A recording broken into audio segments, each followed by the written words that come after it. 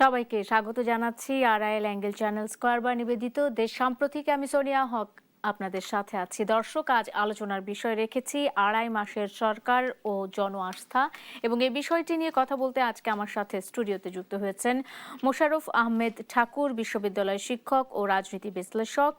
যুক্ত হয়েছেন শরীফুজ্জামান শরীফ, সাবেক ছাত্রনেতা ও রাজনীতি বিশ্লেষক, এবং যুক্ত হয়েছেন Mujibur Rahman Manju, chairman AB party. তিনজনকে স্বাগত জানাচ্ছি। এবং যেমনটা বলছিলাম যে আজকে আলোচনার বিষয় রেখেছি আড়াই মাসেই সরকার জন আস্থার পরীক্ষায় পড়েছে, এমন মন্তব্য অনেকেই করেছেন, বিশ্লেষণ অনেকেই করেছেন। আপনারাও নিশ্চয়ই আপনাদের বিশ্লেষণ কিংবা মূল্যায়ন জানাবেন। আমি আর আলোচনাটা শরীফুজ্জামান শরীফ আপনাকে দিয়ে শুরু করতে চাই। সংস্কার প্রশ্নে দ্বিধা, নিয়োগ বিতর্ক, জ্বালানি পরিস্থিতি ও অর্থনৈতিক চাপ আড়াই মাসে সরকারের উপর এক ধরনের জন আস্থার চ্যালেঞ্জ তৈরি করেছে বলে মনে করছেন অনেকেই। আপনার বিশ্লেষণ কি বলছে? ধন্যবাদ আপনাকে, ধন্যবাদ সাথের আলোচক ও দর্শক শ্রোতাদেরকে। প্রথম জায়গাটা হচ্ছে 5 বছরের জন্য নির্বাচিত একটা সরকার, তার আড়াই মাস মানে 70-80 এরকমের দিন, এর ভেতর থেকে আপনি পুরো চেহারাটা তুলে ধরতে পারবেন না। যদিও আমাদের যারা দায়িত্ব গ্রহণ করেন, আপনি বিভিন্ন সময় দেখবেন যখন একজন মন্ত্রী দায়িত্ব নেন, এবারও আমি তার ব্যতিক্রম দেখিনি, পরের দিন সকালবেলা গিয়ে মিডিয়ার সামনে বলেন যে আমার মন্ত্রণালয় এই এই কাজগুলো করবে এবং কতগুলো প্রতিশ্রুতি দেন। আমি কখনো কখনো মনে হয় যে এত স্বল্প সময়ের মধ্যে হয়তো তার অফিসের স্টাফদের নামও মনে করা বা মনে রাখা সম্ভব না, তারপরেও তারা কতগুলো প্রতিশ্রুতি দেন।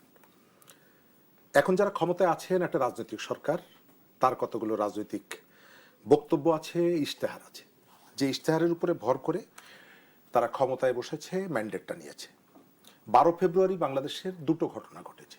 একটা হলো একটা গণভোট, যেখান থেকে রাষ্ট্রের চরিত্র পরিবর্তন ইত্যাদি ইত্যাদি জায়গাগুলো ছিল, জুলাই স্পিরিট। আর আরেকটা জায়গা হচ্ছে যে জনগণের ডিরেক্ট কতগুলো তাদের আর্থসামাজিক পরিবর্তনের জন্য, এবং সেখানেও তাদের কতগুলো প্ল্যান ছিল, কতগুলো পরিকল্পনা ছিল, সেগুলো নিয়ে সরকার এগুচ্ছে। একটা গণঅভ্যুত্থানের পরে আর স্বাভাবিক একটা নির্বাচনের পরে যে সরকারগুলো আসে, জনপ্রত্যাশার মধ্যে পার্থক্য থাকে। গণঅভ্যুত্থানের ভেতর থেকে আসা সরকারগুলো অনেকগুলো চ্যালেঞ্জ যেমন তার থাকে, প্রত্যাশার পারদটা অনেক উপরে থাকে, কিন্তু কখনো কখনো সেগুলো পূরণ হয় না। যেমন 90 সালের যে গণঅভ্যুত্থানের মধ্য দিয়ে এরশাদ পতনের পর যে বিএনপি যখন ক্ষমতা এলো, তখন যে প্রত্যাশাগুলো ছিল, অনেকগুলো প্রত্যাশা বিএনপি পূরণ করতে পারেনি। যেমন বেসিক জায়গাটা ছিল সর্বদলীয় ছাত্র ঐক্যের 10 দফা, এবং সেই 10 দফা নিয়ে আমরা এক ধরনের হতাশ হয়েছি। তখন আমরা অনেকটা বিক্ষুব্ধ হয়েছি, বিস্মিত হয়েছি, কারণ ওই আন্দোলনের চ্যাম্পিয়ন অথবা সামনের সারিতে বিএনপির ছাত্র সংগঠন জাতীয়তাবাদী ছাত্র দল ছিল, এবং 10ই অক্টোবর যে আন্দোলনটা শুরু হয়েছিল শহীদ জেহাদের মধ্য দিয়ে, জেহাদ বিএনপির কর্মী ছিল, ছাত্র দলের কর্মী ছিল। এবারের ঘটনাটা আসে, বিএনপি একটা পরিবর্তনের প্রতিশ্রুতি দিয়েছিল যখন জুলাই আসেনি, তার অনেক আগে, এবং সেখানে তাদের 31 দফার যে প্রস্তাবনাটা ছিল, কিন্তু রাষ্ট্র পরিচালনায় তার কতগুলো রিফ্লেকশন হচ্ছে, এটি ইম্পর্টেন্ট। আমি অনেকগুলো জায়গায় বিএনপির প্রশংসা করা যায়, আবার অনেকগুলো জায়গায় প্রত্যাশা পূরণ হয়নি, অন্তত এই 70-80 দিনে, এবং শুরুটাও করতে পারেনি, এই ধরনের কতগুলো চ্যালেঞ্জ আমি তাদের দেখি। বিএনপির সব থেকে বড় প্রবলেমটা হচ্ছে সে উত্তরাধিকার সূত্রে কতগুলো সমস্যা সে সাথে নিয়ে যাত্রা তাকে শুরু করতে হয়েছে। যেমন আমাদের আর্থিক খাত, আপনি জানেন যে আমাদের একটা বিপুল অঙ্কের ঋণের বোঝা আমাদের কাঁধের উপরে রয়েছে। আমাদের এখানে আইন শৃঙ্খলা পরিস্থিতির একটা মানে ভয়ঙ্কর অবনতি, মব থেকে শুরু করে আমাদের জুলাইয়ের পরে বিপুল পরিমাণ অস্ত্র লুণ্ঠিত হয়েছে, সেই অস্ত্রগুলো রিকাভার করা যায়নি, এই ধরনের একটা ব্যবস্থা আছে।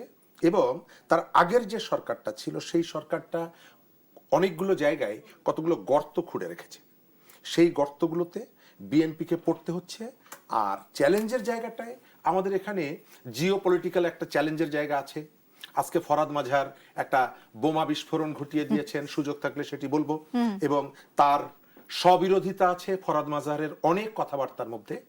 তিনি আমাদের প্রিয় মানুষ, প্রচুর স্ববিরোধিতা তার মধ্যে আছে, সুবিধাবাদী একটা প্রবণতা আছে, ঝোঁক আছে। তিনি নিজের পরিবারের সদস্যকে যে সরকারে দিয়েছেন সেই সরকারের এখন সমালোচনা করছেন।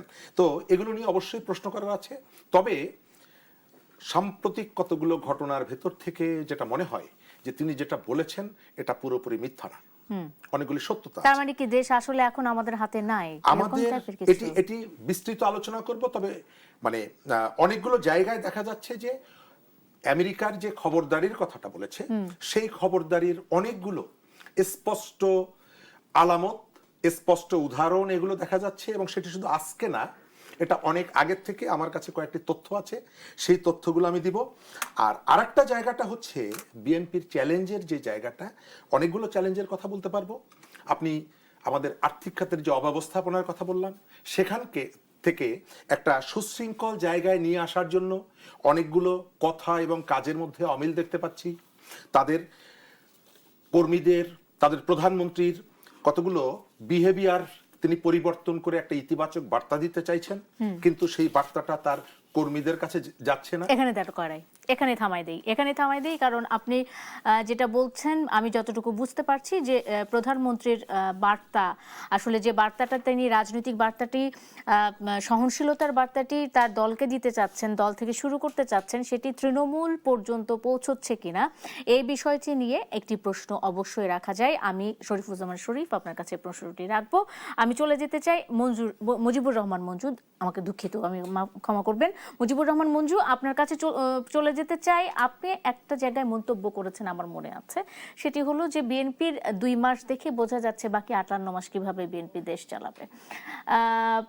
আপনার কি মনে হচ্ছে? মানে আমি তো যতটুকু ধারণা করতে পারছি আপনি এটা নেগেটিভলি বলেছেন যে বিএনপি আসলে ভালো মতো এখন দেশ চালাতে পারছে না, বাকি 58 মাস কি হবে সেটা বোঝাই যাচ্ছে। তার মানে বিএনপি সরকারকে যদি এখনো মূল্যায়ন করতে যায়, কিংবা এই যে জন আস্থার দাঁড়িপাল্লায় তাকে যদি পরিমাপ করতে যায়, কি বলবেন আপনি? ধন্যবাদ আপনাকে। প্রথম কথা হচ্ছে যে আমরা যখন বলি না আজকে সকালটা কেমন যাবে, সকালের সূর্যোদয় দেখে বুঝতে পারি, আবার সবসময় যে সূর্যোদয় দেখে বোঝা যায় তাও না। হঠাৎ দেখলাম সকালে খুব মেঘলা, আবার পরে দেখা গেল দুপুরে ঝকঝকে রোদ উঠে, আজকের মতো অবস্থা। তবে আমরা সাধারণত তো ওইভাবেই ভাবি। সেই জন্য প্রথম 2 মাস বা 2.5 মাস, আপনি যেটা আজকে বললেন যে 2.5 মাসের সরকারকে আমরা কি দেখি, একটা সরকারকে মূল্যায়ন করতে হলে একটা হচ্ছে অ্যাজ এ হোল আমরা কি দেখছি যদি বলেন, আমি দেখছি যে সরকারের কাছে আমরা যে একটা নতুনত্ব চেয়েছিলাম, যে দীর্ঘদিন অনিচ্ছা সত্ত্বেও ইংল্যান্ডে থাকা তারেক রহমান দেশে ফেরার পরে ওনার কাছ থেকে যে আশাটা ছিল, উনি যে একটা বলেছিলেন যে উই হ্যাভ এ প্ল্যান বা আই হ্যাভ এ প্ল্যান, সেই প্ল্যানের খুব বেশি আশাব্যঞ্জক কিছু এই 2.5 মাসে দেখা যায়নি। ভবিষ্যতে দেখা যেতে পারে, আমি বলছি না যে দেখার কোনো সম্ভাবনা নাই, দেখা যেতে পারে।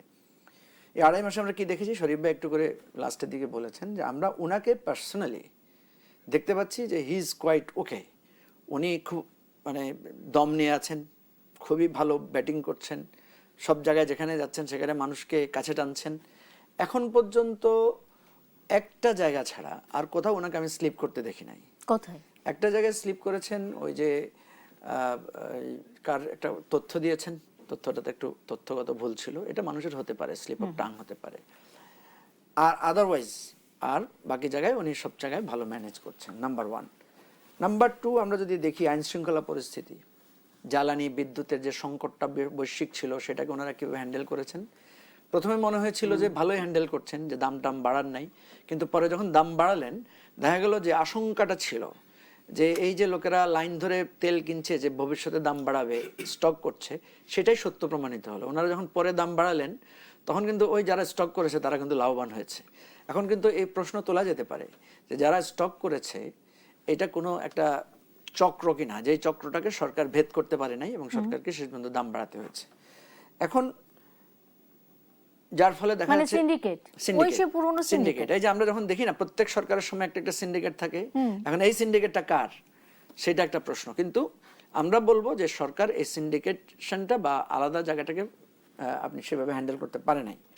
আমরা যদি সংসদীয় গণতন্ত্রের জায়গায় দেখি, আমরা দেখব যে প্রথম থেকে খুব শুভ সূচনা হয়েছিল, কিন্তু বিরোধী দলের সাথে একটা ফ্র্যাকশন তৈরি হয়েছে রিগার্ডিং জুলাই সনদ ইস্যু, তারপর সংস্কার পরিষদ ইস্যু নিয়ে একটা একটা আন্দোলন অলরেডি রাজপথে গড়াচ্ছে। 2.5 মাসের মধ্যেই সরকারের সাথে একটা ট্রাস্ট ডেফিসিট ঘটেছে, এটা আমরা দেখতে পাই। স্বাস্থ্য খাতে আমরা যদি দেখি, স্বাস্থ্য খাতে হাম নিয়ে একটা হযবরল অবস্থা। প্রথম দিকে ব্লেম করা হয়েছিল যে আগের সরকারের ব্যর্থতা, আগের সরকারের লোকেরা এখন বলছেন যে আমাদের কি ব্যর্থতা আছে বলেন। এখন আমরা যেটা দেখছি যে তাদের কি আসলে কোনো ব্যর্থতা ছিল না? যদি ব্যর্থতা এই থাকে, সরকারের কি ব্যর্থতা এটা? আজকে আমরা একটা প্রেস ব্রিফিং করেছি এটার উপরে। আমাদের স্পষ্ট বক্তব্য হচ্ছে যে একটা ক্রস পার্লামেন্টারি কমিটি করা হোক, কারণ স্বাস্থ্য অবস্থা থেকে ওনাদের যে সহকারী উনি জবাব দিয়েছেন, উনি বলেছেন যে আমরা টিকার কোনো মানে ক্রাইসিস ছিল না, পারচেজ একটা পলিসির ব্যাপারে আমরা একটা নতুন পলিসি নিয়েছিলাম, পলিসিটা আমরা করতে পারি নাই, এবং অনেকগুলো সমস্যা আমরা আজকে তুলে ধরেছি। তো আমাদের দাবি হচ্ছে যে আপনি শুধু বিগত সরকারের আমলে সমস্যা ছিল না বলে আপনি একটা পাবলিক হিয়ারিং দেন, একটা তদন্ত করেন, সেখানে ওই উপদেষ্টা এবং সহকারী উপদেষ্টা, ওই সচিব, ওই ডিজি ওনাদেরকে ডাকেন, দেখে ওনাদের বক্তব্যটা আমরা শুনতে চাই। এখন কথা হচ্ছে ওনারা ধরেন অনেক ব্ল্যান্ডার করেছেন, তার বলে তো আমার শিশুর জীবন তো বাঁচতেছে না, আমাকে তো আমার শিশুর জীবন বাঁচাইতে হবে। আমি ধরেন কয়দিন আর একই ক্যাসেট বাজাবো, আমাকে তো মানুষ এরপরে ধরবে। আমরা যখন দেখছি যে বিশ্বব্যাপী কিন্তু হামের ক্রাইসিস শুরু হচ্ছে, এটা শুধু বাংলাদেশে না, পৃথিবীর অন্যান্য দেশেও হামের অসুবিধা দেখা যাচ্ছে, এবং হাম তার ক্যারেক্টারও চেঞ্জ করেছে। আগে আমরা দেখতাম 9 মাস বয়সে টিকা দিতে হতো, এখন দেখি 5 মাস বয়সের বাচ্চারাও হামে আক্রান্ত হচ্ছে। 30 to 40% বাচ্চা কিন্তু বিলো 5-এ মারা যাচ্ছে। তো সুতরাং এই জায়গাটার আমরা মনে করি যে স্বাস্থ্য খাতের এই অনিয়ম এবং অনেকগুলো প্রবলেম উঠে আসছে বিভিন্ন হসপিটালে, অনেকগুলো প্রবলেম উঠে আসছে। মুজিবুর রহমান মঞ্জু, দুইটা আর কথা বলে শেষ করি। একটা হচ্ছে দলীয়করণ, চাঁদাবাজি। ওকে, এই জায়গাটায় খুব বেশি চেঞ্জ হয় নাই। মানুষ মনে করতেছে বিএনপি আসছে, এখন বিএনপির লোকেরাই সবকিছু চালাবে, এই ধরনের একটা পারসেপশন অলরেডি দাঁড়িয়ে গেছে। মানুষ মনে করছে বিএনপি কি করছে?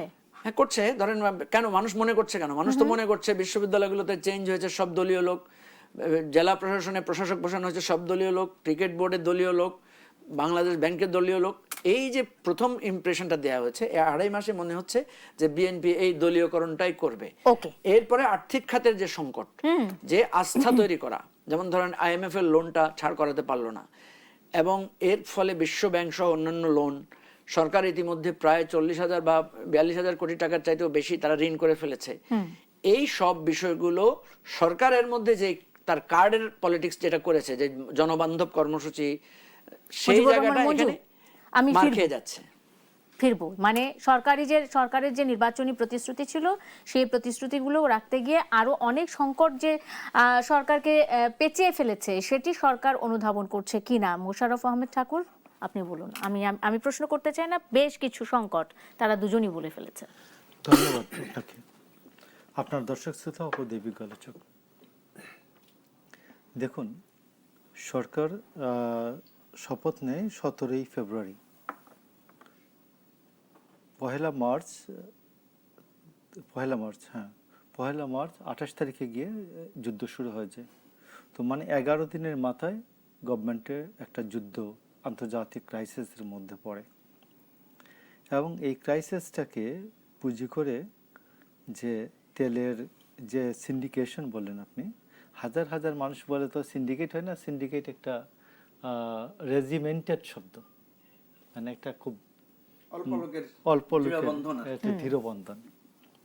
তো এইখানে এই যে মোটর সাইকেলওয়ালারা ছিল, এরা হাজার হাজার, এবং আপনি দেখবেন যে একজন রাজনৈতিক নেতার বক্তব্য, যেই অপোজিশনকে নিয়ে কমিটি করা হয়েছে, সাথে সাথে মানুষের মধ্যে আস্থা তৈরি হয়েছে, মোটর সাইকেলের লাইন উধাও হয়ে গেছে।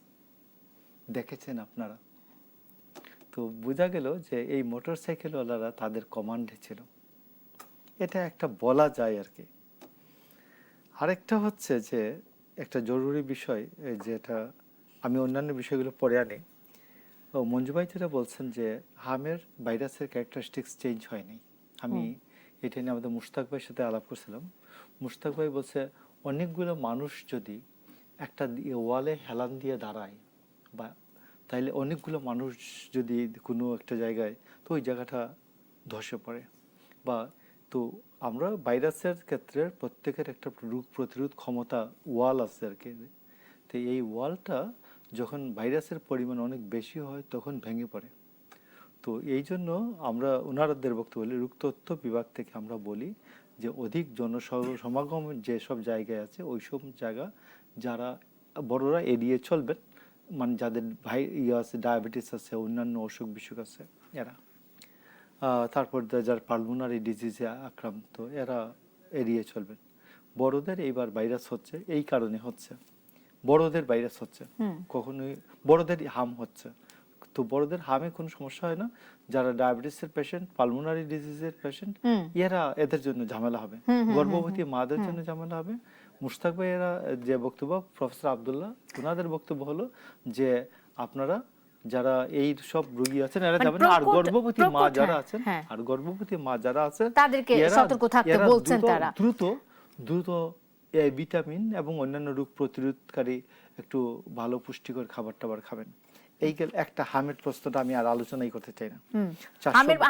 হামের প্রশ্নটা আলোচনা করতে চান না, কিন্তু আমি মোশাররফ আহমেদ ঠাকুর, মুজিবুর রহমান মঞ্জু যেটি বলেছেন, কিংবা আমি যদি শরীফুজ্জামান শরীফের কথা ধরি, সেটা হলো যে হামের বিষয়ে টিকা সরকার এনেছে ঠিকই, কিন্তু মুজিবুর রহমান মঞ্জু বলেছেন যে একটা তদন্ত কমিটি হোক।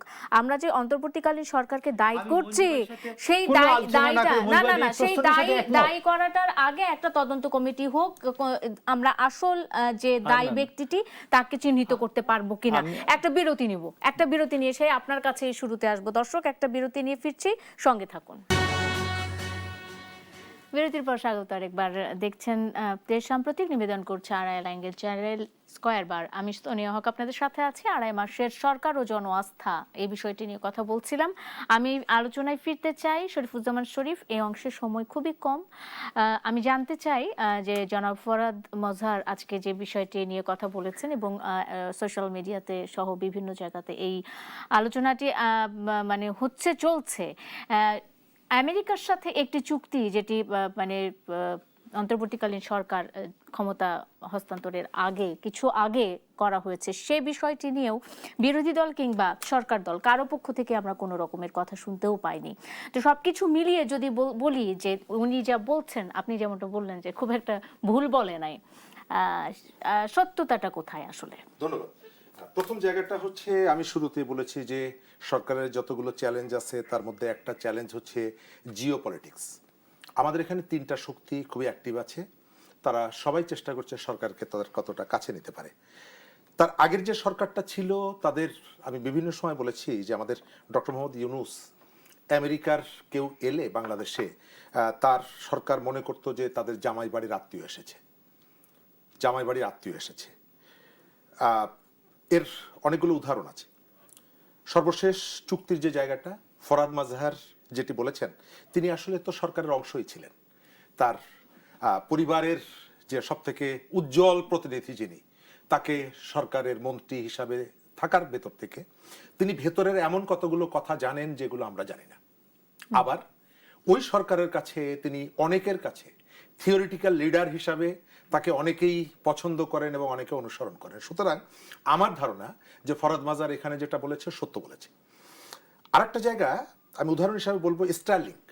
এখানে যে যতগুলো প্রতিষ্ঠান কাজ করার সুযোগ পেয়েছে তার একটা হচ্ছে স্টারলিংকের এক ভাইস প্রেসিডেন্ট, তিনি বাংলাদেশে এসেছিলেন এবং তিনি আমাদের প্রধান উপদেষ্টার সাথে বৈঠক করেছিলেন। বৈঠক করে, যদিও স্টারলিংকের অ্যাক্টিভিটি মূলত ডাক টেলিযোগাযোগ মন্ত্রণালয়ের অধীনে, কিন্তু তিনি প্রধান উপদেষ্টার সাথে দেখা করেছিলেন এবং বাংলাদেশের ব্যবসায়ীদের একটা অভিযোগ ছিল যে 1.5 বছরে তাদেরকে দেশীয় ব্যবসায়ীরা দেখা করতে পারেনি, কিন্তু তিনি দেখা করেছিলেন এবং যাওয়ার সময় তিনি একটা প্রেস কনফারেন্স করেছিলেন এবং বলেছিলেন যে পৃথিবীতে যতগুলো দেশে আমরা অপারেশনাল অ্যাক্টিভিটি আমাদের আছে তার মধ্যে সব থেকে বাংলাদেশ থেকে আমরা বেস্ট সাপোর্টটা পাচ্ছি। তো এটি একটা ঘটনার ভেতর থেকে আমি আপনাকে প্রমাণটা দিলাম। আমাদের এখানে এই যে চুক্তির ব্যাপারে এক ধরনের ঢাকঢাক গুড়গুড় আছে, অস্বীকার করার একটা প্রবণতা আছে। সরকারের একাধিক উপদেষ্টা এখন বলছেন যে এটা ঠিক হয়নি, আবার কেউ বলছেন যে এর সাথে বিএনপি এবং জামাত যুক্ত ছিল, সবাই জানতো। এবং এই কথাটা ক্রমশই জোরদার হচ্ছে। ওকে, শরীফুজ্জামান শরীফ, আমি এর পরের অংশে এসে আবার আপনার কাছে জানবো। আমি একটু চলে যাই মোশাররফ আহমেদ ঠাকুর আপনার কাছে। এই যে চুক্তিটি বলা হচ্ছে, অনেকে বলছে যে একেবারেই দেশ বিরোধী, রাষ্ট্রবিরোধী একটি চুক্তি, বাংলাদেশের পক্ষে এর কোনো মানে কোনো বাংলাদেশের পক্ষের চুক্তি নয়। সেটি নিয়ে আসলে সরকার দল কোনো কথা বলছে না, বা কোনো ব্যাখ্যা দেওয়ার যে বিষয়টি সেটিও কিন্তু দিচ্ছে না। মানে আমরা কি, মানে যেটা শরীফুজ্জামান শরীফ বলছিলেন, আসলে এটি আসলে মেনে নিয়েই আছে কিনা সরকার দল, একটু আমাকে যদি একটু পরিষ্কার করতেন বিষয়টা, আমি একটু স্পষ্ট ধারণা পাওয়ার জন্য। আমার নিজেরও স্পষ্ট ধারণা নাই, আমি যতটুকু শুনি আর কি, উপরে উপরে।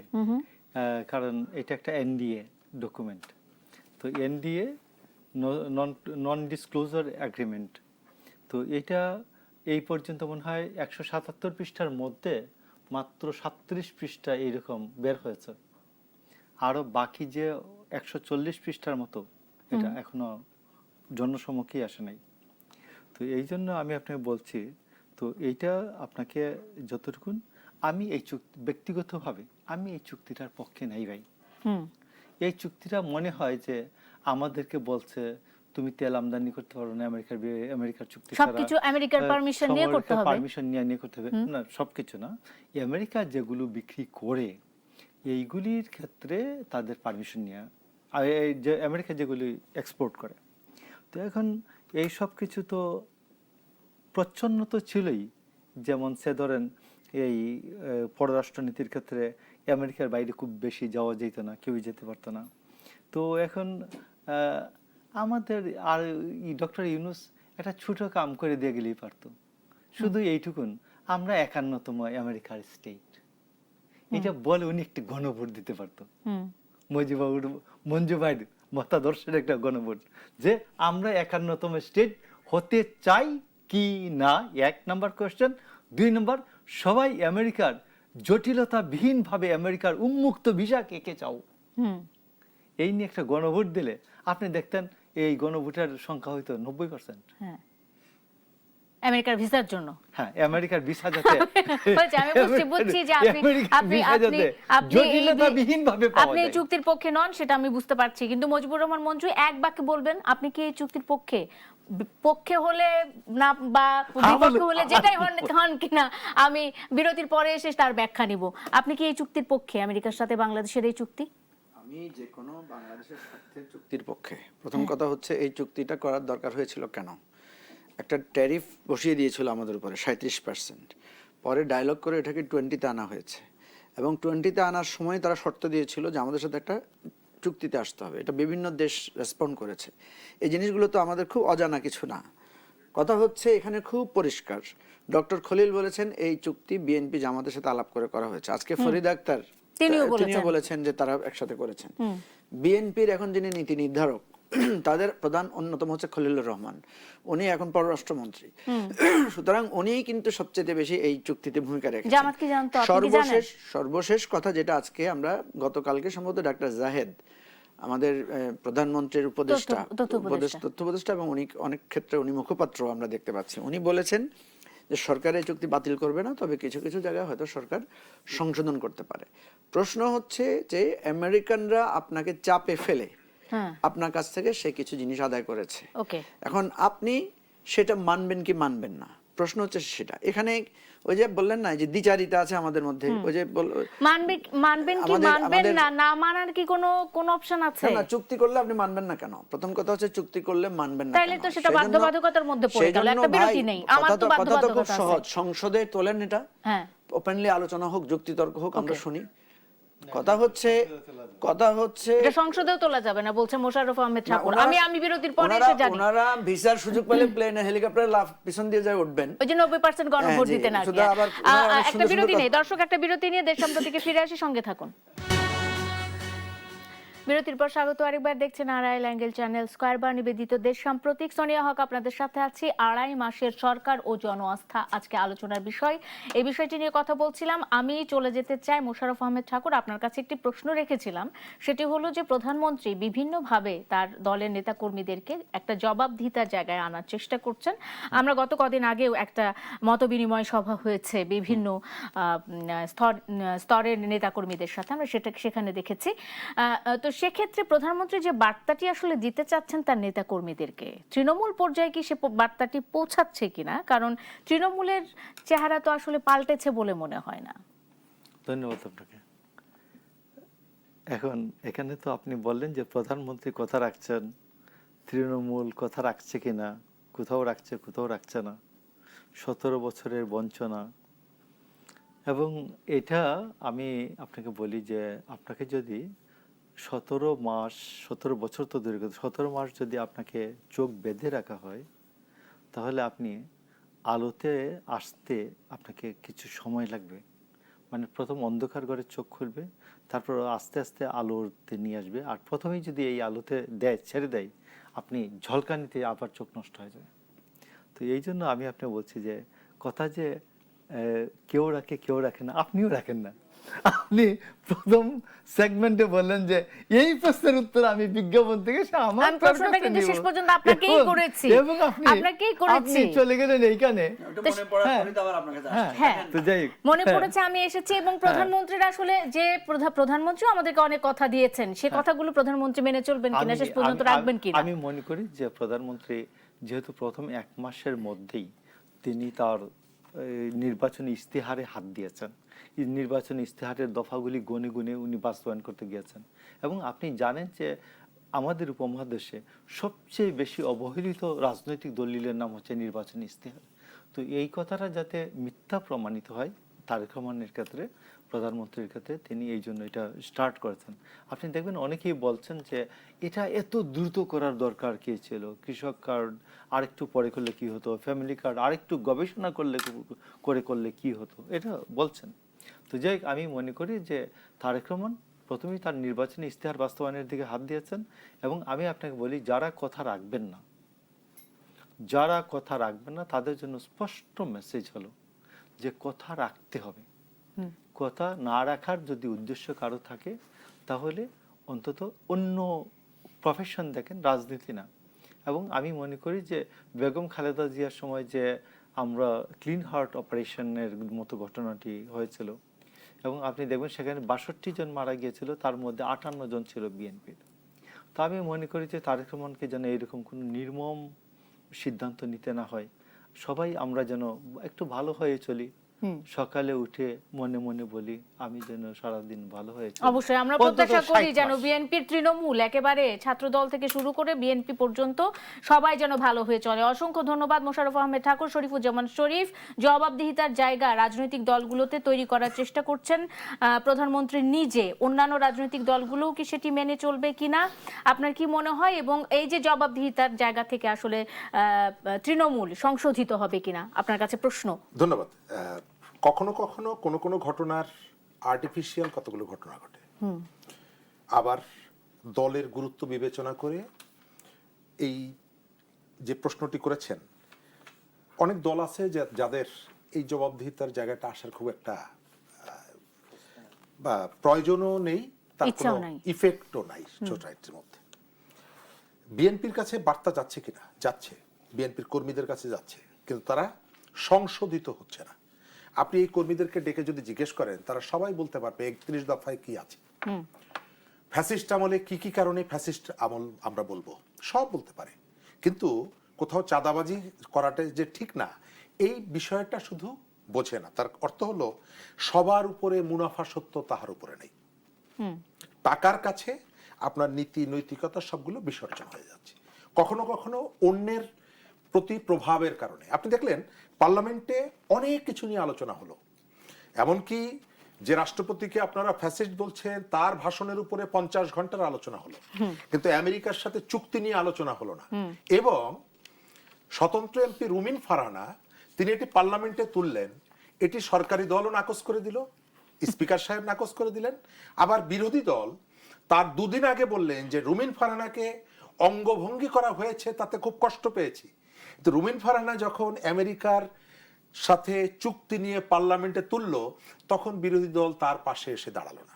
তার অর্থ হলো যে রসুনের যে মানে উৎসটা সব যে এক জায়গায়, এবং প্রত্যেকেরই টার্গেট হলো ওই ধরনের সুপার কোনো পাওয়ারকে প্রমোট করা অথবা তার এক ধরনের বশ্যতা স্বীকার করা, আনুগত্য করা। আর একটা জায়গায় প্রশ্নটা আসছে যে এই কাজটি খলিল করলেন কেন। আমার প্রশ্ন হচ্ছে, আমেরিকার সাথে যে চুক্তিটা হয়েছে, এই চুক্তিটা ব্যক্তি খলিলের সাথে বা ব্যক্তি সৈয়দা রিজওয়ানার সাথে হয়নি, এটি হয়েছে বাংলাদেশ সরকারের কাছে, সরকারের সাথে। সুতরাং বাংলাদেশ সরকারের যিনি প্রধান, তিনি এটি জানতেন না, কেবল খলিলুর রহমান জানতেন। আমার ধারণা যে আমার কোনো একটা ইন্টেনশন আছে যে আমি এই ঝাঁক পাখির ভেতর থেকে ওই পাখিটা মারতে চাই বলে এই তীরটা আমি এইভাবে ব্যবহার করছি। আমি মনে করি খলিলুর রহমান জানতেন, তিনি এখানে ঘটকালিটা করেছেন, কিন্তু এই যে পক্ষটা ডক্টর ইউনূস, তিনি যদি রাজি না থাকতেন তাহলে খলিলুর রহমান কেন কেউ কি 50 জন করতে পারতো? খলিলের আসলে তো পক্ষে কেউ তো অধিকার করতে পারতো না। শরীফুজ্জামান শরীফ, অসংখ্য ধন্যবাদ। মুজিবুর রহমান মঞ্জু, খুব সংক্ষেপে আমি শুনতে চাই, এই যে জন আস্থার চ্যালেঞ্জ নিয়ে কথা হচ্ছে, এই চ্যালেঞ্জটা আসলে দূর করতে হবে সরকারকেই। আপনার কি মনে হয়? ছোট্ট একটা পরামর্শ দিয়ে শেষ করেন। সরকারের আমি যদি দেখি যে কর্মী এবং নেতাদের আচরণ স্যাটিসফ্যাক্টরি না। তারা যেভাবে প্রধানমন্ত্রীকে পেলে আগের মতো করে যেভাবে উৎসাহ, উচ্ছ্বাস এবং প্রশংসায় ভাসিয়ে দিচ্ছেন, এটা অলমোস্ট সেম শেখ হাসিনার সামনে একই করা হয়েছিল। সরকারের সমর্থক পুলিশ এবং আমলাদের ক্ষেত্রেও একই চরিত্র দেখা যাচ্ছে। আমি আর উল্লেখ করতে চাই না, আপনারা সবাই দেখছেন। কথা হচ্ছে, তারেক রহমান কি বদলেছেন আর তারেক রহমানের অনুসারীরা কি বদলেছেন? তারেক রহমান কিন্তু এই ধরনের সিম্পলিসিটি লাইফ উনি আগেও লিড করতেন, ওনার জীবনে স্বাভাবিকতাটা ছিল সবসময়।